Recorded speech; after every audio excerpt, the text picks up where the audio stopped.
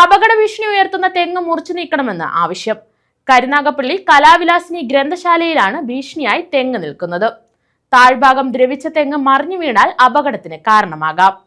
കരുനാഗപ്പള്ളി കലാവിലാസിനി ഗ്രന്ഥശാലയിലാണ് അപകട ഭീഷണി ഉയർത്തി കൂറ്റൻ തെങ്ങ് നിൽക്കുന്നത്.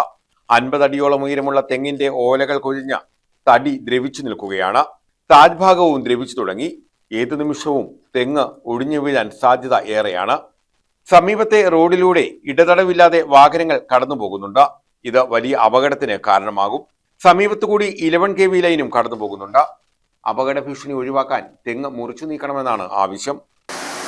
ഈ ഗ്രന്ഥശാലയുടെ ഫ്രണ്ടിൽ അതിനോട് ചേർന്ന് ഒരു വലിയ തെങ്ങ് മണ്ട പോയി അപകടകരമായിട്ട് എന്നുവെച്ചാൽ ധാരാളം വാഹനങ്ങൾ കടന്നു പോകുന്ന ചെറിയഴീക്കൽ, പ്രത്യേകിച്ചും അഴീക്കൽ പാലം സഞ്ചാരയോഗ്യമായതിനു ശേഷം നിരവധിയായ വാഹനങ്ങൾ കടന്നു പോകുന്ന നിരവധിയായ യാത്രക്കാർ കടന്നു പോകുന്ന ഈ റോഡിനോട് ചേർന്ന് വളരെ അപകടകരമായിട്ടൊരു വലിയ തെങ്ങ് ഉണങ്ങി മണ്ട പോയി നിൽക്കുന്നു.